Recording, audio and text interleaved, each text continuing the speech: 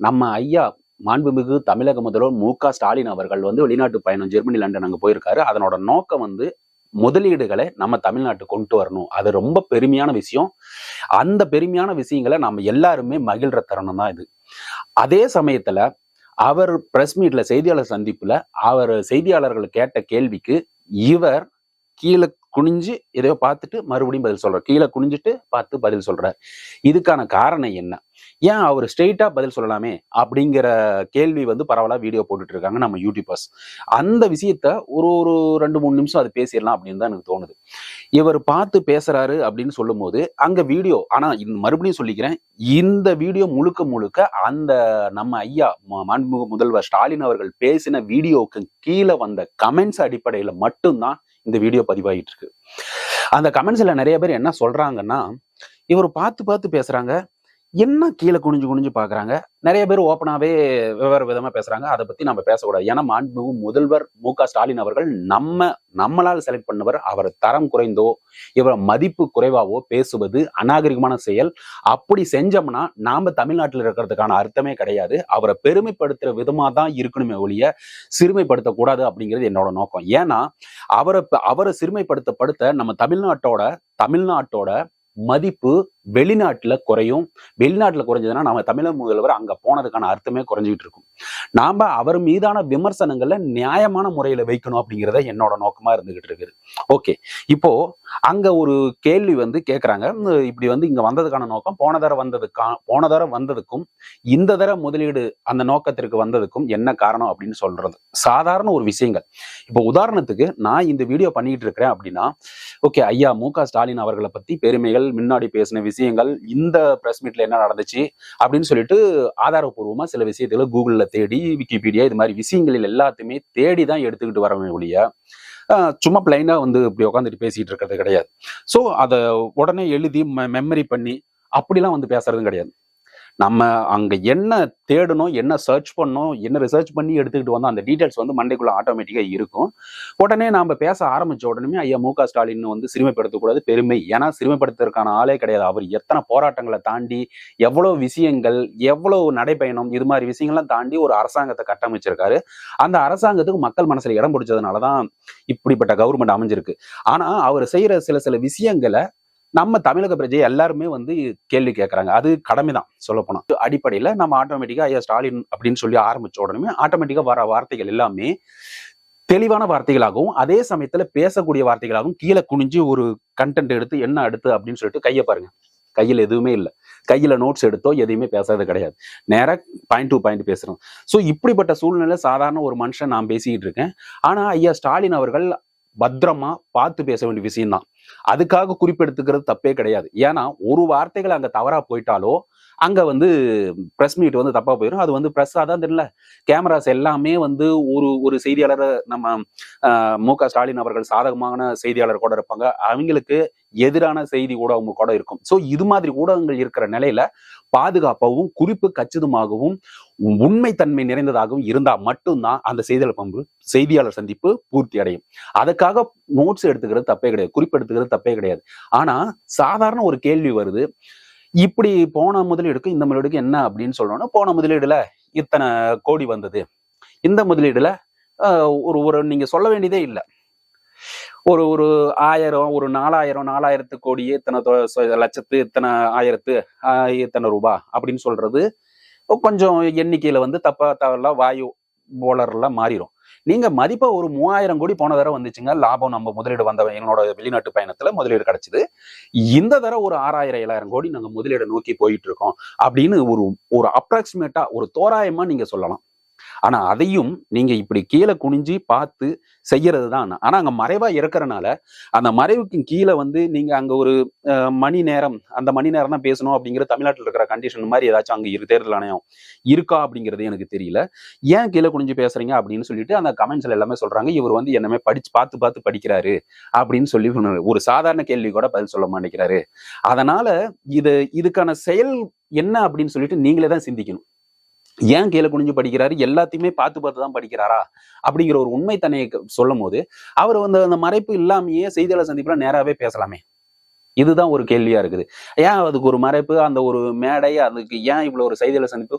அப்படி சப்போஸ் ஒருவேளை அவங்களால சொல்ல முடியாத சூழ்நிலையில இருக்குது, ஓகே தவறா இவர் சொல்லிடுறாரு அப்படின்னா, செய்தியாளர் சந்திப்பு அப்படிங்கிற ஒரு விஷயமே இல்லாம அதிகாரிகளை விட்டு நேரா ஓகே இவ்வளவு வந்து போன தடவை இத்தனாயிரம் கோடி வந்துச்சு, இந்த தடவை இத்தனாயிரம் கோடி நோக்கி நாங்க பண்றோம் அப்படின்னு நம்ம பேசிக்கிட்டு போலாமே.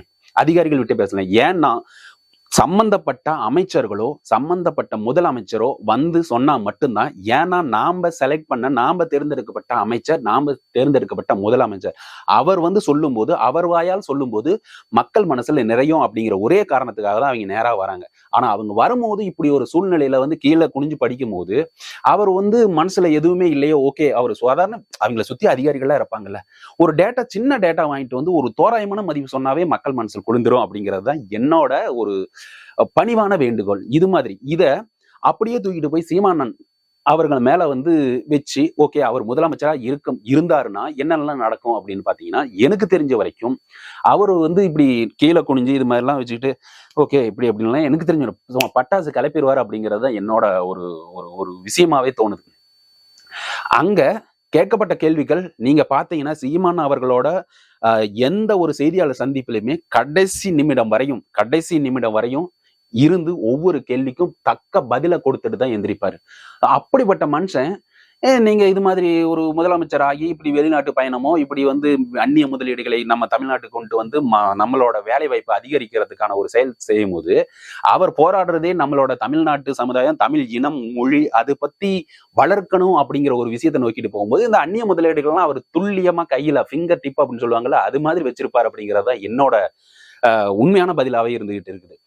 அதே சமயத்துல தமிழக வெற்றி கழகத்தோட தலைவர் தளபதி விஜய் அவர்கள் இதுவரைக்கும் ஒரே ஒரு செய்தியாளர் சந்திப்பு நடந்திருக்காரு அவர் கட்சி ஆரம்பிச்சதுக்கு அப்புறம். அது மாதிரி ஷூட்டிங் போகும்போது அந்த ஷூட்டிங்ல வந்து செய்தியாளர் வந்து சந்திச்சாரு. அதுவும் வந்து அவசரமா சொல்லிட்டு போனாங்க, எல்லாம் பாதுகாப்பா போங்க, என்னை பின்தொடராதீங்க அப்படின்னு ஒரே செய்தியாளர் சந்திப்பு. அது மக்கள் சம்பந்தப்பட்ட எந்த விஷயம் இல்லாத அவங்க தொண்டர்கள் சம்பந்தப்பட்ட விஷயமாவே இருந்திருக்கு அப்படிங்கிறது மட்டும் இப்ப சொல்லிக்கலாம். ஆனா அவர் இப்போ வரப்போற காலங்கள்ல அவர் மக்களை சந்திக்கிறாரு. அங்க செய்தியாளர் சந்திப்பு நடந்துச்சுன்னா அவருடைய இந்த செய்தியாளர் சந்திப்பு இப்படி கீழே பார்த்து குனிஞ்சு படிப்பாரா இல்ல நேரா பேசுவாரா அப்படிங்கிறது நாம வரப்போற காலங்களை தான் கண்டுபிடிக்க முடியும். சோ ஒட்டுமொத்தமா இந்த வீடியோவோட நோக்கம் என்னன்னு பாத்தீங்கன்னா, மக்கள் நோக்கி மக்களுக்காக பயணப்படுற எந்த ஒரு அரசியல்வாதியும் எந்த ஒரு அமைச்சர்களும் எவரா வேணா இருக்கட்டும், அவங்க மனசுல இருந்து, அதாவது மனசுல இருந்து வெளிவர வார்த்தைகளா தான் இருக்கணும். ஏன்னா மக்களை சிந்திக்கிற ஒருத்தன் இப்போ நம்ம குடும்பத்துல ஒரு பினான்சியலா ஒரு விஷயம் நடந்துகிட்டு இருக்குன்னு வச்சுங்களேன். இப்போ ஒரு வருஷ கணக்குல இப்போ வந்து அங்க அந்த விஷயம் கொடுக்கணும், இங்க வந்து இவருக்கு வந்து இவ்வளவு பணம் கொடுக்கணும், இங்க இவன் வருவான், இங்க இந்த பினான்சியலா இதுக்கு ஒரு இன்ட்ரெஸ்ட் கொடுக்கணும் அப்படின்னு சொல்லிட்டு குழந்தைங்களுக்கு இவ்வளவு செலவு, நம்மளோட எக்ஸ்பென்ஸ், நம்மளோட ஃபேமிலிக்கு வந்து ஃபுட்டுக்கு இதுக்கு இவ்வளவு செலவு அப்படின்னு சொல்லிட்டு அந்த குடும்ப தலைவரை போய் கேட்டீங்கன்னா, ஆமாங்க இதுக்கு ஒரு 1500, அதுக்கு ஒரு 5000, இதுக்கு ஒரு இஎம்ஐ இந்த இவ்வளவு அமௌண்ட், இதுக்கு இவ்வளவுங்க, இந்த வரப்போறவங்களுக்கு நான் இவ்வளவு அமௌண்ட் கொடுக்கணும், என் பொண்ணுக்கு வந்து இவ்வளவு ஃபீஸ் கட்டணும், இன்னொரு பொண்ணுக்கு கட்டணும், பையனுக்கு இவ்வளவு கட்டணும், இது மாதிரி ஃபீஸ், அப்புறமேட்டுக்கு என்னோட சம்பளம் எவ்வளவு, இது எல்லாத்தையும் பட்ஜெட் போட்டு துல்லியமா நம்ம சொல்லிடுவோம். ஓகே எனக்கு வந்து இவ்வளவு பணம் வேணும். உதாரணத்துக்கு வந்து ஒரு 30,000 ரூபாய் சம்பாதிக்கிறாங்கன்னா அவங்க வந்து கரெக்டா சொல்லுங்க, எனக்கு 25,700 ரூபாய் எனக்கு இந்த மாசம் வேணுங்க அப்படின்னு சொல்லிட்டு ஒரு துல்லியமான, அதுவும் வந்து கீழே வந்து சீட்டை வச்சுக்கிட்டோ இது கிடையாது. ஏன்னா அவங்க குடும்பத்தோட விஷயங்கள், குடும்ப நலனை நோக்கி போற அந்த குடும்ப தலைவனுக்கு இந்த மாசம் குடும்பத்தை எதையும் பாதிச்சிடக்கூடாது, அதுக்கான நம்ம சம்பளத்துல எல்லாமே கரெக்டா செஞ்சு வச்சிருக்கிறோமா அப்படிங்கிற பட்ஜெட் மண்டையில ஓடிக்கிட்டே இருக்கும். அப்போ அவரை கேட்டோம்னா, ஒரு கேள்வி கேட்டோம்னா, எங்க எவ்வளவுங்க செலவாயிருக்குது, என்ன பண்ணிட்டு இருக்கீங்க அப்படின்னு கேட்டோம்னா டக்கு டக்கு டக்குன்னு சொல்லுங்க. பிள்ளைங்க பொண்ணுங்க, அதாவது பசங்க ஃபீஸ்ல இருந்து குடும்ப அந்த கிராசரி அந்த மளிகை ஜாமான்கள் அந்த செலவு வரைக்குமே அக்குவேர் அணிவரே ஈவன் இந்த பைசா முதலானது தெளிவா சொல்லுவார். ஏன்னா அவர் குடும்ப நலனை நோக்கி செல்கிற ஒரு மனிதர். அதே மாதிரிதான் நம்ம தமிழக அமைச்சரும் சரி, தமிழக முதலமைச்சரும் சரி, யார் அரசியலை நோக்கி முன்னெடுக்கிற அந்த அரசியல்வாதிகள் எல்லாருமே மக்கள் நலனை சார்ந்து இருந்தால் அவங்க உண்மையிலுமே இந்த விஷயத்த துல்லியமா எடுத்து சொல்லுவாங்க.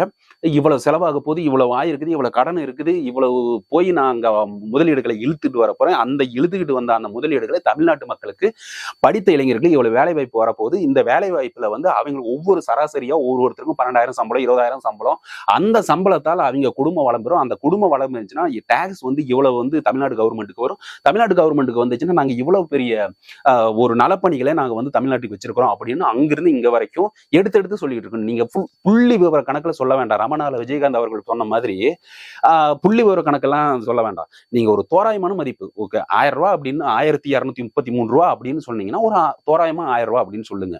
இந்த மாதிரி விஷயங்களை தவிர்த்து நீங்க கீழே குனிஞ்சு படிக்கிறதுக்கான நோக்கம் என்ன அப்படிங்கிறது தான் எங்களோட கேள்வியாவே இருந்துட்டு, நான் எகைன் மறுபடியும் சொல்றேன், இந்த ஒரு கேள்விக்கு நீங்க ஒரு தரமான பதில் சொல்லி இருக்கணும் அப்படிங்கிறது மக்கள் மனசுல அந்த கமெண்ட்ஸ்ல போட்டுட்டு இருக்கிற எல்லா விஷயங்களுமே அப்படிதான் இருந்துகிட்டு இருக்கு. வரப்போற காலங்களில் நீங்க தான் சிந்திக்கணும். எந்த தலைவரை செலக்ட் பண்ணா, எந்த தலைவரை நாம தேர்ந்தெடுத்தா மக்கள் நலனை மட்டும் சிந்திப்பாங்க, மக்கள் நலன் சார்ந்த அவங்களோட திட்டங்கள் இருக்கும் அப்படிங்கிறது நீங்க தான் சிந்திச்சு வாக்களிக்கணும் அப்படின்னு சொல்லிட்டு இந்த வீடியோ இதோட முடிச்சுக்கிறேன். மறக்காம நீங்க இந்த சேனலுக்கு முறையா வரீங்கன்னா இந்த சப்ஸ்கிரைப் பட்டனை கிளிக் பண்ணிட்டு பெல் ஐக்கானை கிளிக் பண்ணிருங்க. இது மாதிரி வீடியோஸ் அடிக்கடி வந்துட்டு இருக்கும். நான் இதோட இந்த வீடியோ முடிச்சுட்டு அடுத்த ஒரு நல்ல வீடியோ சந்திக்கிறேன். நன்றி, வணக்கம்.